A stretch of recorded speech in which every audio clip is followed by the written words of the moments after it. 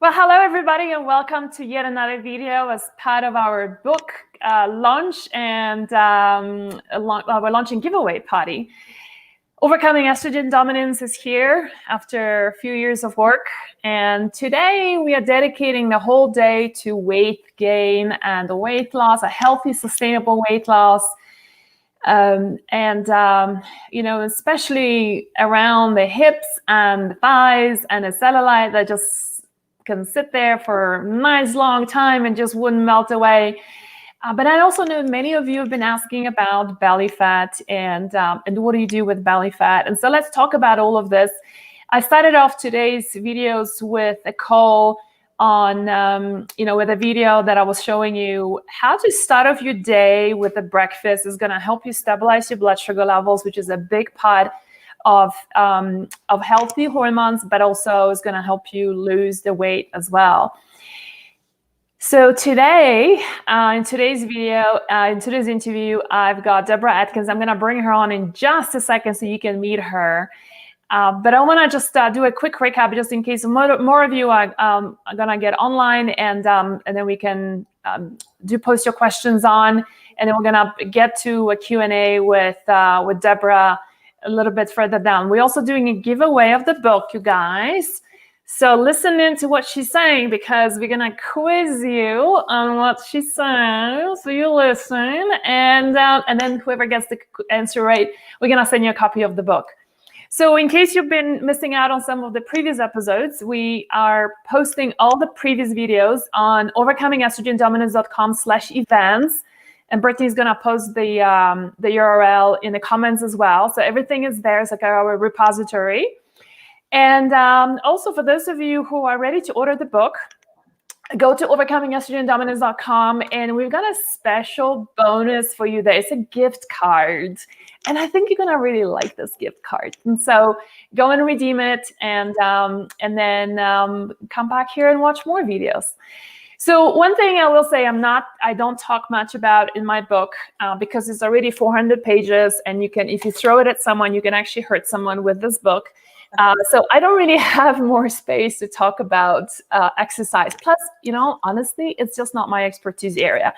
At the same time, so many of you always ask us, is doing a downward dog gonna make me lose weight? And the answer is, well, kind of common sense. The answer is no, probably not that alone. But what else can you do to really feel good? And it's not just about losing weight, you guys. We know that, right? Exercise is also about just feeling good. And so many of you also have the paradoxical response with the more you exercise, the more weight you put on. Why is that happening? So I've got a lot of questions for Debra today. I want to bring her on because she is just absolutely fabulous. And hello there. Hello there. Oh, it's so good to see you. And I so miss you, having you. We used to be neighbors just down the road here in Colorado in Boulder. And then she decided to go and seek out the sun, and she's now in Arizona, and I miss her tremendously. And oh, well. So, your TED Talk was really quite iconic. And, can we just talk a little bit about that first? Absolutely. What was the big deal about that TED Talk? And I will tell you one thing, like a lot of times people post their TED Talks, and I'm like 5 minutes in, no, for me, like 2 minutes in, and I'm like, I've heard it all, right? And I just turn it off. And then yours, I'm just like, I didn't really know what to expect from it. And I just, and I watched it like 2 times right after that, because I'm like, I want to make sure I really get everything that she's saying in that talk. And I know that talk was specifically dedicated towards very much the community the Hormones Balance attracts, which is the perimenopausal, menopausal women, where we are suddenly putting on weight like we have never done before. And then this exercise stuff that we used to do in the past somehow doesn't serve us anymore, or there's some adjustments that are needed. Can you tell us a little bit about what was so special about that TED Talk that really got women to cry while watching it? I think the biggest news flash, and the thing we all need to take heart is, it's not your fault. We've been doing it wrong. I was doing it wrong. The fitness industry was doing it wrong. In fact, as you were talking about it, I was thinking, I haven't said this very often, but it was almost banned. It was kind of in jail for a little while, and they weren't going to release it because they didn't agree with it. And yet there were a dozen studies, they had them. It was all, evidence-based information, but in a bit, it was not what people are used to hearing. And fitness professionals even said, well, I don't agree with that. And I thought, that's an odd reaction. It's not a persuasive argument. It's the facts. Small amounts of research actual features women. So if we look at the facts, it's 39% features women in all exercise sports medicine research versus males. And you may think, okay, that's not so bad. We're used to maybe statistics that are worse in terms of equality. But when you think women go through 7 major hormone changes in their lives, some women go through those multiple times. Some women don't go through all of them, but let's say on average. Now, if we take that 39% and we divide it up, because every one of those hormonal changes demands a specific exercise prescription, then, wherever you are right now at this moment in your life, 6% or less of the research out there features you and really is about, helping you prevent injury, perform better, get the results that you want. So if we did not know to ask of any trainer or instructor or program, was that designed for me based on women like me, then we've been gambling. And is it any wonder that, being in a class with both men and women of all ages, although that's fun and for socialization, that can be really wonderful if you know how to modify, but it doesn't fit anyone. So we're going to circle back to the TED Talk in a second, but I want to ask you, since you brought up studies and medical studies based and conclusions that are drawn from that for when it comes to physical exercise,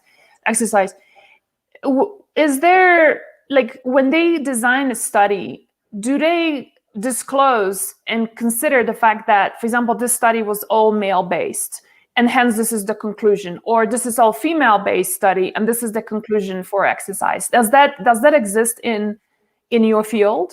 So, they will certainly tell you who the study subjects were, but until very recently, there hasn't been any conclusive evidence. It's all been put into position statements about exercise broadly. And so Right. any of those American College of Sports Medicine position statements, any guidelines that students are given in a university program that I taught for years, it's very generic when you think of it this way, that we're sending students out with really a minimum level of expertise and knowledge to start applying exercise prescription. So we've really got to do our homework. So tell us the gist of the TED Talk and why did it move so many women? Because, I pointed out how fortunate I had been. I got lucky. I was one of the lucky ones that at a moment in time where my life changed, I naturally had to exercise less, far less than I was used to. And I realized that while I was going through early stages of menopause, kind of late perimenopause is where I was, I actually looked better. I was healthier, stronger, and fitter than I had been a year ago, exercising really for hours a day, and, had I been able to choose, I would have done it incorrectly, but I was building a business and kind of locked myself to, a keyboard that I hadn't been used to. So I got really lucky in that instant. And that's where I began to do the research. But the biggest aha moment was pointing out and sharing other clients that I then worked with after I'd done all the research, women who had been over exercising and combining that with under eating, because isn't that what we do? The old dogma of, exercise more and eat less. If you create that deficit, then of course you'll lose weight. is not true. So we got to finish that sentence, so don't get stuck there. But I pointed out that 2 women, in fact, and again, in another instance in my own life, where, women lost weight and felt better. And yet it takes time between the ears for that message to sink in, to Yeah. trust it and not feel vulnerable that if I change what I'm doing, even though I'm not getting results, I won't gain weight. That's the fear, that it will be even worse than this. And so it's learning to trust and get that energy back first and realize then the weight will come.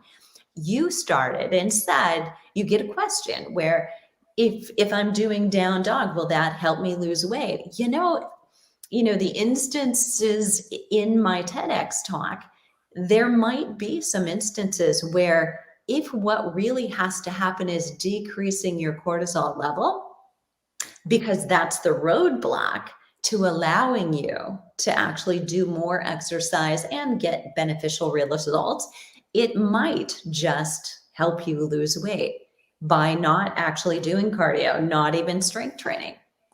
So let's talk about that. Yeah. Why do women, what you alluded to, eating less, exercising more, that's what we've been told for a very long time. Yeah. Why is that not working?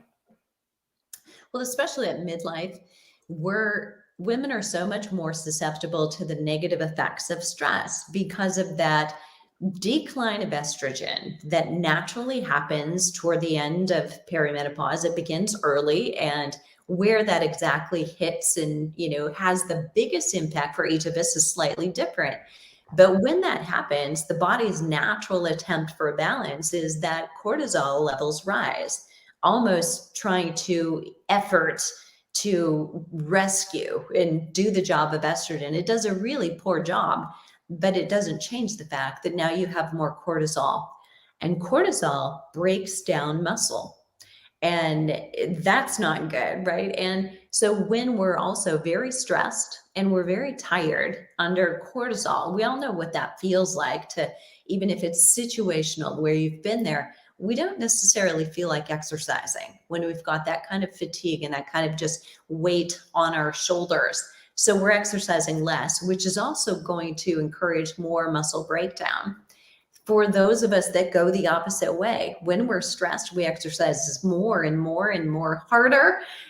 That also is a breakdown. It's definitely a Goldilocks space. And that Goldilocks space, I can't give us a one-way ticket. So my Goldilocks right now is very different than your Goldilocks right now. So it's not something we can just say, well, here's how much you should exercise per day or per week, or the length of time you should do it. We've really got to do some experimenting. And there are some minor rules that we can apply to all of us. And then we've got to try and see what's happening right now with the amount of exercise I'm doing. And should I regress or progress? Which one do I want to do? So how do I know how much exercise? You said I have my own Goldilocks and you've got your own, right? And every one of these 106 people who are tuning in live right now know that they have their own sweet spot. How do you figure that out? Great question. So if I had a crystal ball, I would tell you. But here's where I would start. First of all, it's like, look at your last couple of weeks. What's been your average exercise level? Let's look at that. And how are you feeling? Are you sleeping really well? Do you have a good appetite, but not lots of cravings? Are you, adequately getting hungry before each meal, as we would suggest that everybody should? You should have a good appetite. And are you handling stress? Okay. You're clear-headed. You're able to bounce back when things come at you, keep things straight, concentrate. Those are all signs that you're probably in a sweet spot. But if you're not sleeping well, we take a look at what you're doing. And here's broad terms. For an apparently healthy woman, here's what I'd love to see them do is twice a week strength training. And sometimes that's a surprise for a lot of women. Strength training, like weight training? Strength training, like weight training, great clarification, because a lot of women will say, what about yoga or Pilates? Does that apply? And truly it doesn't. If muscle's important to you, and if it's not now, it will be in 10 and 20 years, because we've got to get up and out of these chairs and we want to be independent. That's successful, right? So changing what you're doing now, you want to make sure you're monitoring that lean muscle tissue. One of the things that 12 months ago, when we went into this pandemic, I recommended that everybody get a scale, a smart scale that not just tells you weight, but tells you body fat, so that you can monitor your muscle. Less concentration on the fat, but I want you to monitor muscle, because if you're losing weight, that is really not the goal. If you need, because you could be losing muscle. exactly. Yeah. Right. Much harder to get back as we age. So we really want to make sure we're keeping that muscle. And one of the only ways to do that through exercise is strength training. You can't Zumba, yoga, Pilates, or run and keep your muscle. Those things are supportive of muscle if you're doing it in the sweet spot, but resistance training is really what it's going to take. So strength training twice a week, not 3, but not 1, right? One's not enough. 3's too much. And then you want to couch compensate, and that's not the goal. We want to move. We want to be movers all the time and have a lot more energy. So 2 is the sweet spot for that reason. And then I like to see someone do some interval training, meaning they're getting to breathless a couple times a week. And it's not for a long period of time. It may be for 10 minutes of alternating 30 seconds where you're getting breathless in what you call a sprint. And that may not be on your feet. That may be on a bicycle. That may be on snowshoes tomorrow, Magdalena. That might be shoveling. I don't know.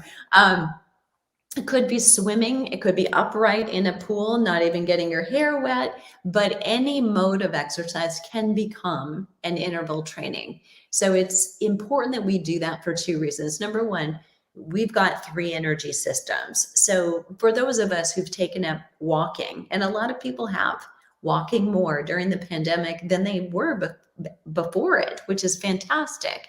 Great for stress reduction, but at that low level pace, we're working our slow twitch muscle fibers. And as we age, we lose our fast twitch muscle fibers twice as quickly. And those are the ones that right us when we slip, when we touch our toe under the rug or on a step and we need to right ourselves. It's those reaction skills that if we don't practice, we won't have.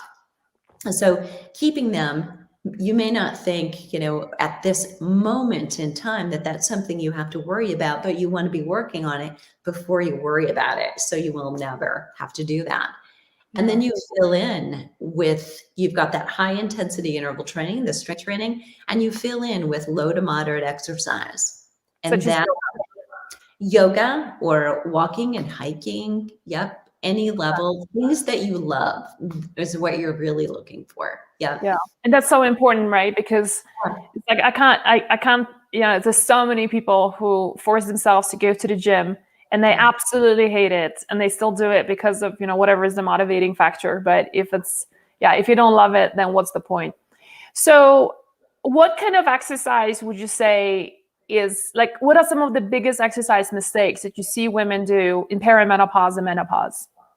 Yeah, not lifting heavy enough weights. So a lot of women will say, yeah, I lift weights, or I go to a class, or I'm doing it, but they're not reaching muscular fatigue. And sometimes that's confusing. So, we talk about, we don't want women to be exhausted and under undue fatigue, right? When we're talking hormone imbalance, but when we're talking exercise, it's reaching a temporary muscle fatigue at the end of every set that you're doing. So if you were doing a row, you would get to the point where this becomes really hard to get that up, and I start feeling maybe that I'm cheating, then you're done.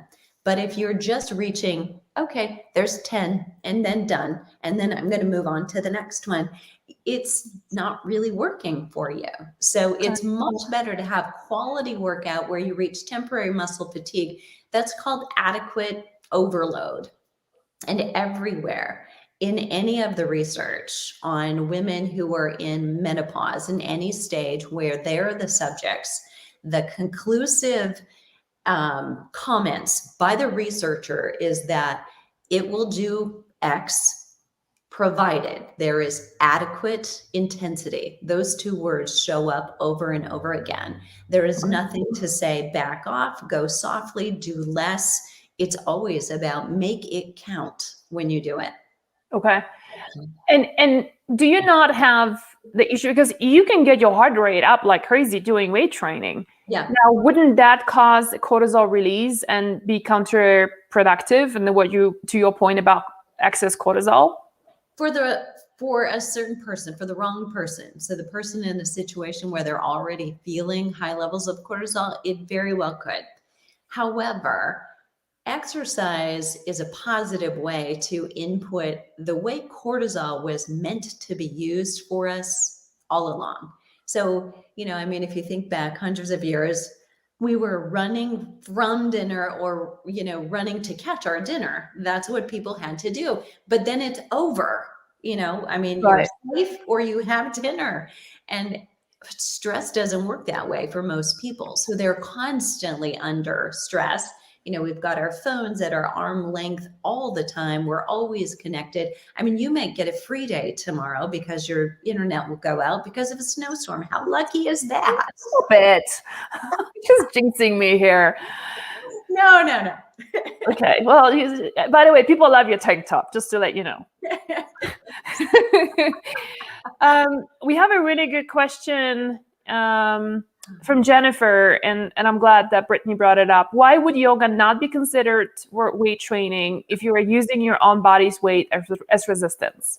Yes. So, and let me correct myself and clarify. So, Jennifer, I would qualify yoga as definitely a weight-bearing exercise. However, the way we qualify a weight training exercise and whether or not it's truly going to help lean muscle mass maintenance or gain is that you reach that temporary fatigue in maybe 10 or fewer repetitions or 15 or fewer repetitions. And in yoga, what we're really doing is more of an endurance. We're holding poses for longer. That's where the intensity comes in. So we're not really doing repetitions to temporary muscle fatigue. I would have to agree. I've been to some hot yoga classes where I was crying on the mat in the middle of it. But truly, that's really not what we're after. So you are getting some weight-bearing exercise, and certainly for, doing down dogs, putting your weight on your upper body, on your wrists, actually can benefit your bone density in those wrists because they otherwise don't do any weight-bearing. So there is a benefit, but it is not helping you to gain lean muscle mass the way strength training to muscular fatigue in sets will do it. So I hope that helps. Yeah, I think it's pretty clear. Thank you. And let's take the questions in for just a second. I want to talk a little bit more about mistakes. How about, would you say that running is one of the things that is really getting a lot of women into potential trouble? Depending on how they do it, but I think the mentality of a runner in general, and I can say that because I am a recovering runner, we tend to think more is better. And whether that's more miles in one run or that's more days per week, a runner is kind of a runner as a runner. And you don't see a lot of casual runners throw themselves under the bus, but it is endurance exercise is actually going to accelerate aging much more than it's going to interesting. help you reverse aging. The oxidation, the cellular damage, and if you look at, and I hate to say this because I'm a triathlete, but if you look at aging athletes, in their 70s and their 80s, I would hesitate to say, but potentially they look a little bit like smokers. I mean, they've been outside a lot. There is that, but there is that muscle wasting. And a lot of people who are really doing a lot of endurance exercise don't necessarily balance that with strength training. Interesting. So as you're losing that muscle mass as you age, I mean, you're getting more drawn. You know, I'm asking this because when I was in private practice, one of the hardest clients to work with were the triathletes, marathon runners, women. They were some of the unhealthiest women I had to deal with, and they were so addicted to running that changing that, and some of them did it professionally, so that was completely out of question. But it was so hard for me to help them through that kind of training. Okay. We've got some really great questions coming in. We're going to open it up to the floor in just a second, but I want to talk about couple of other things before we do that. One is, how true is it that if you have, for example, belly fat, and in order to lose your belly fat, you exercise your belly, your abdomen area to lose that weight? How true is that? Well, I could really grow my Facebook page by inviting you all over to a core challenge I'm doing every day this month. But every day I go in there, I am reminding women that we are not helping you create a flat belly or create a less fat belly by doing that. What we're doing is making the core stronger so that you can do more of the exercises that can help you do it. So strength training and overall strength training. So if we increase the lean muscle tissue and boost your metabolism so that round the clock, even on the days you're not exercising, you're burning more calories overall, that's going to ultimately help you lose body fat all over. So, you know, I'm a student. Hold on. So if you have a belly fat, right, and then you do crunches, like 100 crunches a day, is that going to help or no? So first of all, don't say that word around me anymore, okay? Okay. We don't do crunches. 1980 called them, what's that back? But, okay, sorry. Yes, but specific spot reduction is not possible. And in fact, you are probably, the body only has so many forward flexions in it. So world-renowned back pain expert Stuart McGill is just renowned for saying this over and over again, that we each have only a certain number of forward flexions in our spine we were gifted. So if you think of it that way, every time you're doing crunches and sit-ups, you are rushing yourself closer and closer to that number, and no one knows where their number is. But if you have a larger, thicker spine, you're much more at risk. So enough about that moment, but you cannot spot reduce. Can you get stronger and protect yourself from lower back injury so that you can pick up heavier weights when you're strength training, or do more repetitions if heavy weight isn't appropriate for you, more repetitions to fatigue so that you can increase your lean muscle tissue, or you can go faster or maybe against more resistance when you're doing cardiovascular exercise. So on a bike that was shifting gears or going uphill, those kinds of things. Think of a sprinter, right? Always a flat stomach, right? Not too much fat around their belly, but it's not because they do a lot of core exercise. It's because they go very fast and they're working against resistance of gravity. Okay, interesting. So, hey, you guys, one of the things I'm going to be reading a chapter tonight from my new book, Overcoming Estrogen Dominance, is a chapter on losing hip weight and cellulite and thigh fat, which is highly correlated with estrogen dominance. And so hormonal changes, like where your body stores the fat, is really fascinating, can depend on the hormones. So we're going to cover this tonight, and I'll give you some pointers. But what I want you to talk about, Debra, is a question that we often get, and that is belly fat for women, right? So we really established exercising is not going to be helping. What do you then see in terms of, well, let's talk about exercise, but also what else do you, because I know you do some level of nutrition as well in your programs, in your approach. Yeah. How do you couple that up, the nutrition element with exercise, to really help women, get rid of something that they never had before? And I think that's a frustration, right? It's like, I've always been a lean person, or I've had weight around in my whole body distributed, and then suddenly it's like, poof, it's all in there. Yeah. So, and let's say this. So exercise can help with belly fat. It will respond, but you actually need to make sure that you're not doing too much or too little. So it's that sweet spot again, and we need to make sure that cortisol is not going up. So doing more, thinking I've got to work out, I've got to get this off, I've got to make sure I hit the workout, even if you're already exhausted, that's actually going to throw you further under the bus, because this deposit is due to cortisol. And potentially when we've got cortisol issues, we tend to, women I work with, you can say, is this true of the women you work with? We tend not to crave kale and salmon. I mean, it's something else. And, that something usually spikes insulin. So belly fat is a victim or causation of the combination of cortisol and insulin together. Had the ability to relocate fat cells, grow baby fat cells into big fat cells, plant new fat cells. All kinds of magic that we don't want happening can happen. So finding exercise you love, we mentioned that earlier, not something you hate to burn calories, because that actually could make it worse. So find something you love to do, and moderate changes. So you're eating the right kind of starches, but they're resistant starches. And I think sometimes women go too low on their starches. So weigh in on that, please, because you're the nutrition expert here. But I find a lot of the women that I'm working with are doing a lot of exercise and then almost no carbs and feel miserable. Yeah. And those are just all signs that cortisol is, not your friend at that moment.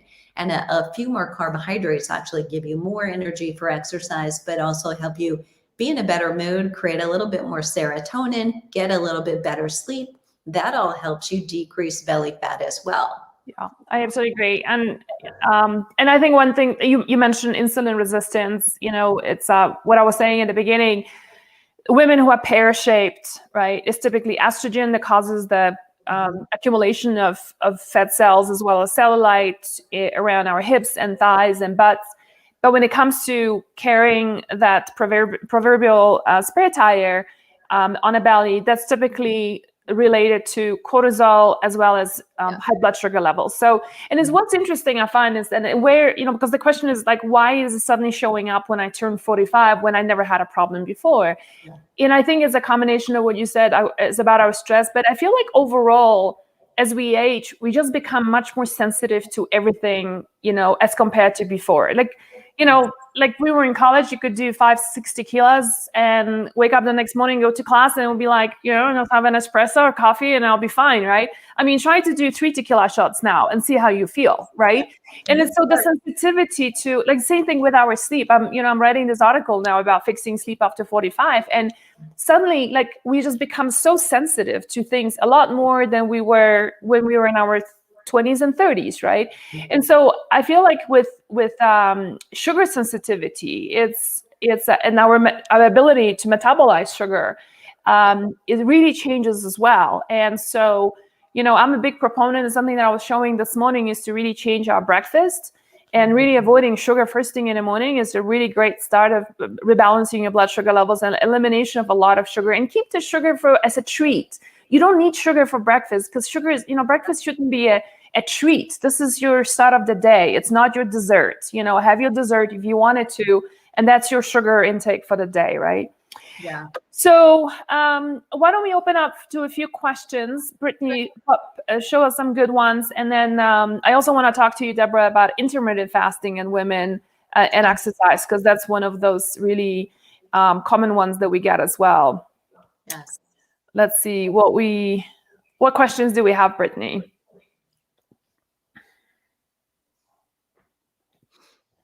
So I can see this one. Can you see? Okay. Alex is saying, go ahead, Brittany. Let's show that. Alex is saying, is 30 minutes of walking per day enough to get estrogen to move out? Alex, so we talked about estrogen metabolism is really dependent on your liver, gut health. So it's not going to be so related to walking per se, but it's, do you have any other thoughts on that, Debra? I'm going to throw this back. I think she might be asking about cortisol as well. So is 30 minutes per day enough to get cortisol to resolve itself?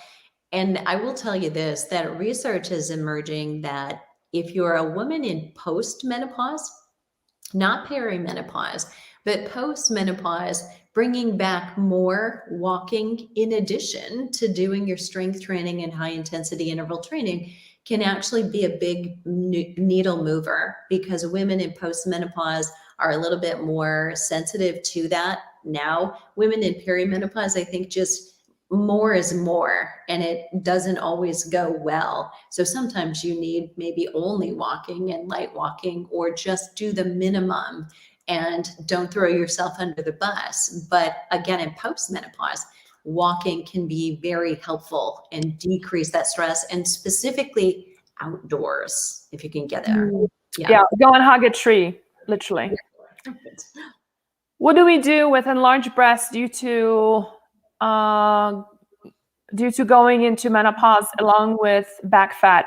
Let me just address that part. So first of all, enlarged breasts, and we talked about breast health yesterday, Marietta, in case you want to go on overcomingestrogendominance.com/events.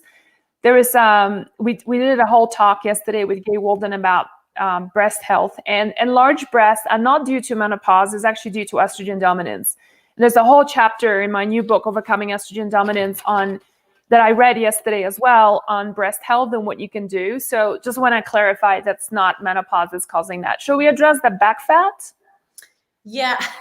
Well, one of the biggest things I want to tell you is that if you're tuning into somebody's YouTube video where they're telling you 5 exercises to get rid of back fat, run. I mean, they're getting you to grow their YouTube channel, but truly, we've covered this. You're not going to do crunches or ab exercises and get rid of belly fat, and neither are you really going to target the muscle with an exercise and get to the back fat either. So you want, again, the well-rounded 2-time a week strength training, 2-time a week high intensity and interval training. You want to take a look at those recreational carbohydrates you're eating, the kind of those that you're eating, not get rid of them entirely. Carbs are not bad, but make sure it's the right kind. And then, strength training is probably your best friend. So it's not going to speed up the fat loss specifically in one area, but it can help shape the muscles underneath so that the fat lies more on top as opposed to bulging right at that bra line. So I get you, girl. Yeah. Are resistance bands okay to use for strength training?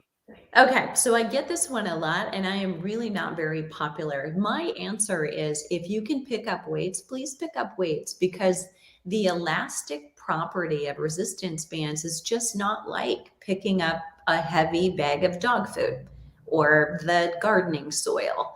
Eventually, you really want to get as specific as you can. So in fact, if you don't have weights, go pick up the dog food, go pick up the gardening soil, or find a backpack or your carry-on luggage and put a few coffee table books in it and lift that. I mean, those things are really necessary. And resistance bands can be great for some things, but they may not overload you enough. And what I don't love about them is that there is a sweet spot in that resistance band. And when you first pull it, where your muscles insert and originate, when you first pull it, you don't have enough resistance. When you get to the end point, you have too much resistance. So it's unlike really picking up this heavy book. I mean, you're gonna need to lift weights to hold on to this book, okay? You need 4 of those, but okay. Rock is saying, I'm a fitness instructor and I have not had belly fat ever since I became an instructor, and I have belly fat now, and I'm so annoyed as I don't deserve it. What can I do? You don't, Rock. I'm totally with you. You don't deserve it. No woman here deserves it, okay? However, and I think you make a great point, and I'm sorry you had to make this, but you and I are not immune, simply because we're trainers and fitness instructors and we know better. And sometimes, because we may be on a teaching schedule that is actually about our students and not necessarily the best design of our week based on the moment we're in our life, we can get in trouble when we're just teaching and teaching, and then I've got a sub for somebody else, and somebody's got to cover that class, right? So it kind of depends, and we're in the same boat. So you don't have, any way to predict that genetic roller coaster that you might go on. The best we can do is respond to the moment that you're at. So overall, you've got to look too at saying, maybe I need to teach just a little bit less for a short period of time and get me out of this phase or situation I'm in, or take on some more yoga classes as opposed to some of those hardcore ones, or vice versa. But obviously you've got some evidence what you're doing right now isn't working. So tweak it, test it. Okay. And change your breakfast. Yeah. Okay. Helen is saying, is it possible to combine nutrition with exercise to adjust the time of cortisol spikes or drops? Does time of the day for exercise matter in that scenario? Great question. Super great question. So I'm not sure I'm going to match my answer exactly to your question, but the type and the timing of the exercise and of the timing of the exercise nutrition pre and or post can not necessarily change cortisol spikes, but can prevent you from having or using something else to create cortisol. So your cortisol naturally, if you are apparently healthy and things are going well, probably wakes you up in the morning. You're a little bit higher than you should. And I'd love for everybody to say, yes, I hope you're nodding your head. Not everybody will be. May have a little hangover effect in the morning, not feel rested. That's sometimes there. But because our cortisol is elevated in the morning, and this may sound counterintuitive, that's the best time for you to exercise. Morning, you said? Yeah. The best time for you to do the high intensity. So when your cortisol is already up, it's interval early, light, late. So if you remember that alliteration, the interval training will also gently raise that cortisol. So you'll even take it a little higher than it was, but like running from dinner or to get dinner, it's over very quickly. And what happens is there is then that complementary lowering of cortisol later in the day, beautifully, the way that it should, so that you're calm and you're ready for relaxing and chilling in the evening and ready for a great night's sleep. If you try to do high intensity exercise late in the day, your cortisol has already come down. And it should be down. Correct. It should be down, but we use cortisol for energy for exercise. So if you don't have any cortisol in the bank, your body has the ability to go and beg, borrow, and steal from pregnenolone, a different hormone. And then you may say, Debra, I'm fine exercising late in the day. I don't know what you were talking about. That went so well. But a few hours later, when you want to go to sleep and relax and close your eyes and chill out, you may have that monkey mind going on. You may not be able to get into that deep sleep, and that will come back to bite you in the butt, literally and figuratively. Right. That's well put. So I have a question here. This is for me. I'm just reflecting. One thing that I used to do when I was in my late 20s, I used to do a lot of competitive events, and I had a team. We used to train together and go for runs. We used to get up at 5 o'clock in the morning, go runs before work and all that. And this was also at the height of my career when I started traveling internationally. And I would literally come home at 9 p.m. from a international flight, right, and be up at 5 going for runs with my buddies.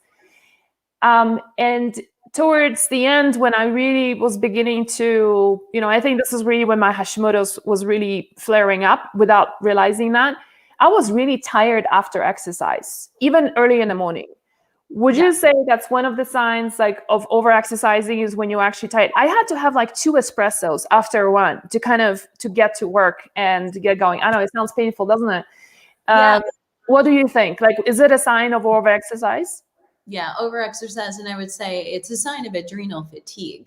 So, and over exercise is not necessarily somebody who has to have your schedule and the way you did it. So anybody who might be experiencing that, if at the end of your exercise session, you want to take a nap, it's too much for you, the moment that you're in. Yeah. Yeah. Okay. So Debra can be found on flipping50s.com. And one of the things that you do is just to tell us a little bit about, like, how do you engage women through your programs, and do you run them live, or do they have, like, do you have them as something they can DIY it, or just tell us a little bit more about that. Great question. So yeah, so I also do one-on-one coaching, not a lot of it, but most of our programs, there are some, for those of you who just want to tell me where it is, I'll do it on my own time, don't bother me. I know you. So we've got the After 50 Fitness Formula for women, but we've been talking about strength training, decreasing cortisol, finding the sweet spot of 2 times strength training per week. And you know, the follow-up to that usually for women is, I don't want to get hurt. How do I do it? Or when I've done it before, you know, I was doing it with 20 somethings and I know it wasn't for me. So strength training, we launch a 12-week strength training a few times a year. So in fact, we're giving one of those away. Stronger is Stronger, Tone, and Define. And we call it that because we're using a little bit lighter weight, a little bit higher repetition range. So if you're starting, you're restarting, or you've been random and now you want to get on a program where it's regular and specific, this is right up your alley. So we do twice a week. The workouts are maybe 40 minutes each, start to end, warm up to cool down. And they're designed based on protocols used in research that we know was effective on women in menopause. Right. And I also know you, and I know how what an incredible body you have, and you are such great shape. And we went for a hike just before you left, and I could barely keep up with you. And I will say you're still a runner. I know sometimes you run, and I know you ran away from a bear, like when you lived here. We went for a walk, and Debra says, I did exactly what I'm not supposed to be doing. I ran away from a bear. We do have bears up here. Okay, so I want to ask you about intermittent fasting and exercise, because that's been, I feel like it's a dude's thing, popularized by a lot of different male exercise gurus, combined with people who are peddling coffee with butter in it. And that's like the definition of really great start of the day. You chugging down your coffee with lots of fat, and then you hit the whatever exercise routine you have, and you get this incredible results, supposedly. Let's talk about it. How true is that for women? Everything we've talked about so far today, talking about cortisol, I think that is a recipe for cortisol gone bad. So if you're going to intermittent fast, I recommend that if you're doing high intensity exercise or you're doing strength training, it should be in your eating window. So you want to exercise fueled. And I think women need to turn the dial. So too many times I find women are fasting till noon, and they really need to turn that so that they're eating earlier in the day to work again with their hormones. Remember, cortisol is high in the morning. It's breaking your muscle down. If you do then exercise, which is also a breakdown activity, we forget the exercise itself breaks muscle down. It's the time between exercise where you eat well, rest well, sleep well, that you build up. So we're already in midlife, breaking it down. Cortisol is higher in the morning. We're breaking it down. More exercise, we're breaking it down. Where is the buildup? We will be wasting muscle away, and we will be more stressed and more ravenous and hungry in between. So less controlling, I think, the quality of the food we eat when we do it. Do you want to add to that? Yeah, and just to your point about, I mean, coffee also increases your cortisol levels. Let's face that. Coffee also, it will increase your blood sugar levels. So, I mean, there's just so many things that I can find that's wrong with this approach. But I would encourage everyone just to try it out for yourself and see how you feel. I know that if I was to do this, God forbid, even exercising, just doing even coffee with butter on an empty stomach, right? And I do intermittent fasting every day, but I don't do coffee. I generally don't do coffee, period. I just can't. But if I was to do it, right, by 11 o'clock, I am completely brain dead. I am exhausted. I am ready to having a nap. And, here I am running a business, right? I have to show up for 2 places.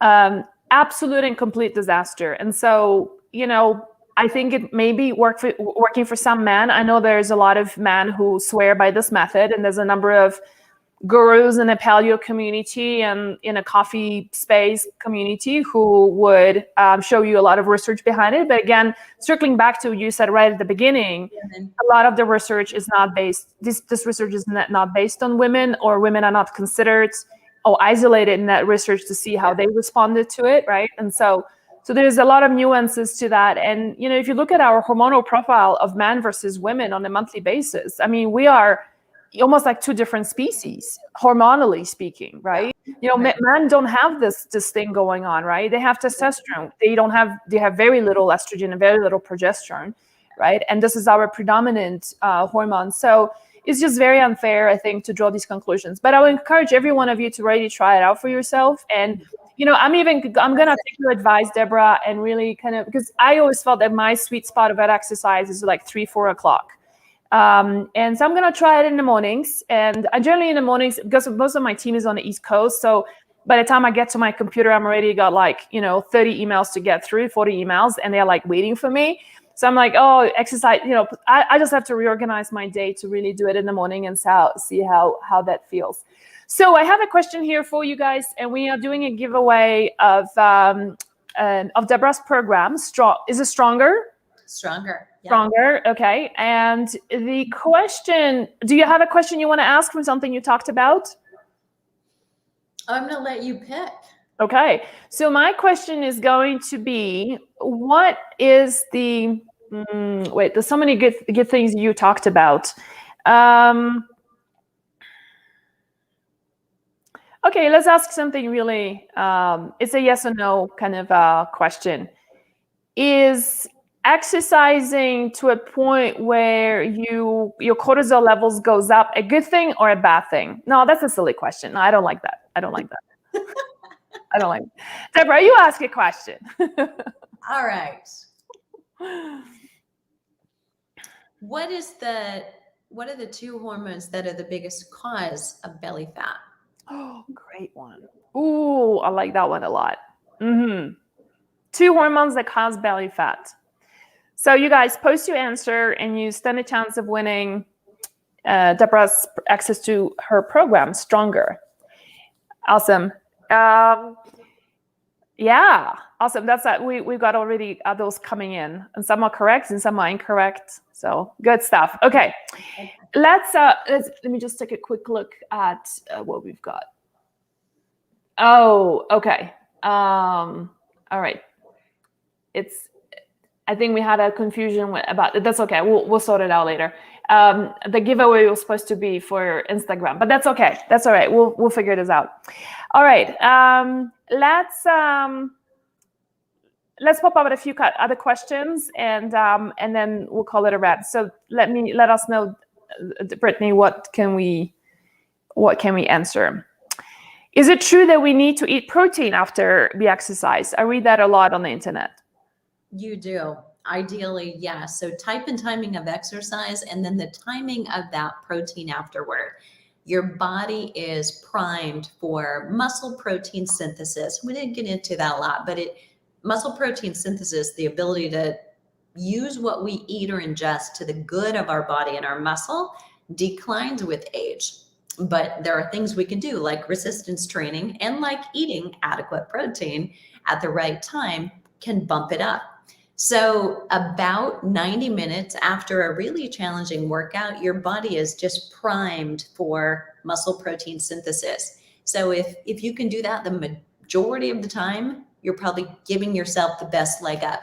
Life is not always going to make that easy. So 80-20 rule, but if you can wait about 60 minutes, it will be better. We've been taught to eat like right away.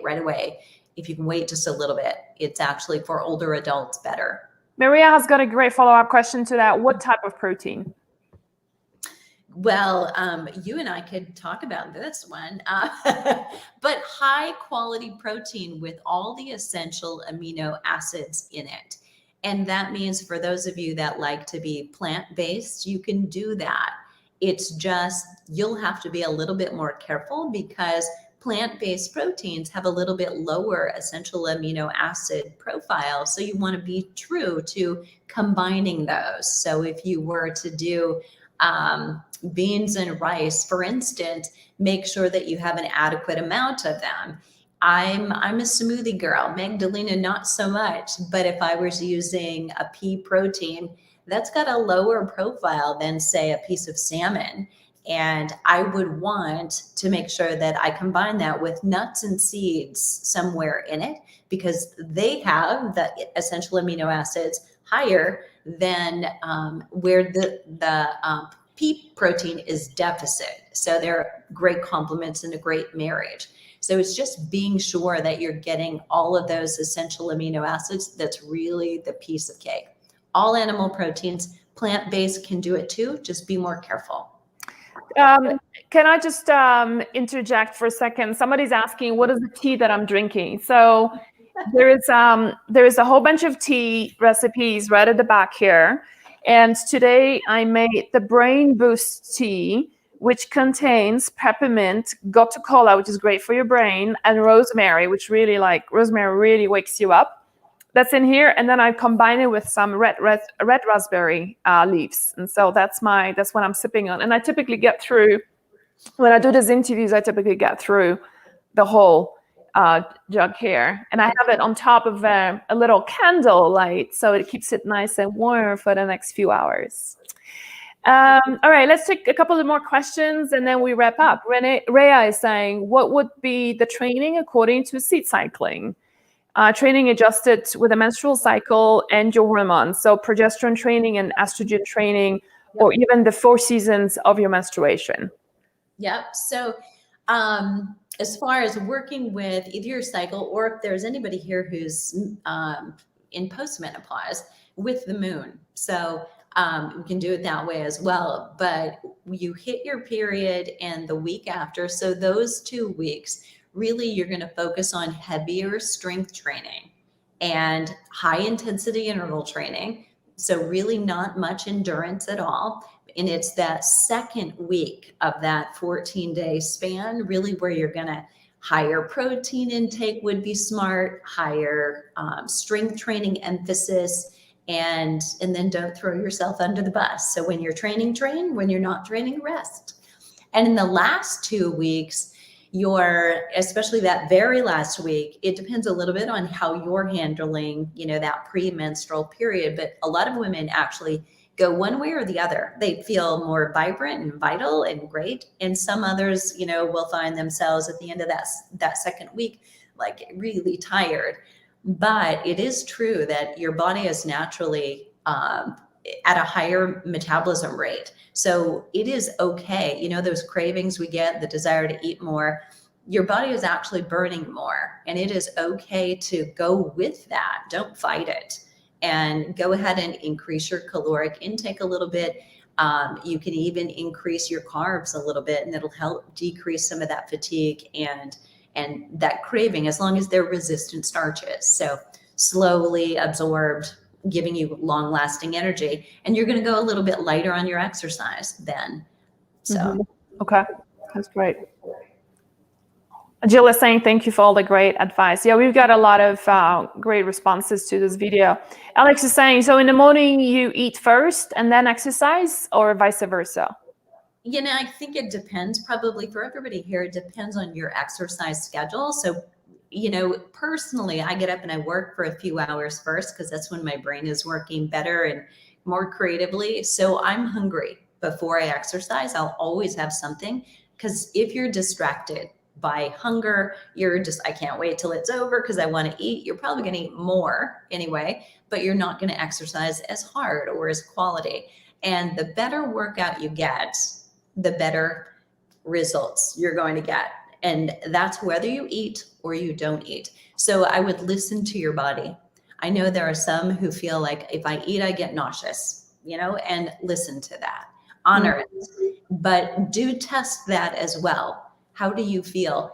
I like to think about if you're doing high intensity intervals, your body tends to want to burn carbohydrates first. So if you're doing something, have a little bit of a carb, maybe half a banana with a smear of nut butter, just enough to stave off the hunger.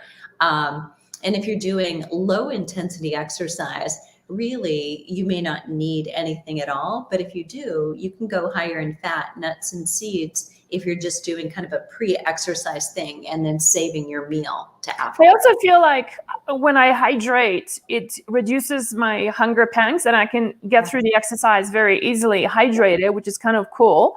And then eat afterwards. That's another, I guess, easy way to fix this. Yeah. Okay, let's do one more question and then we're gonna close up. Mandy's saying, what are your thoughts on use of branch chain amino acids to help muscle recovery, rebuilding? Can these take the place of some of the protein after an intense workout?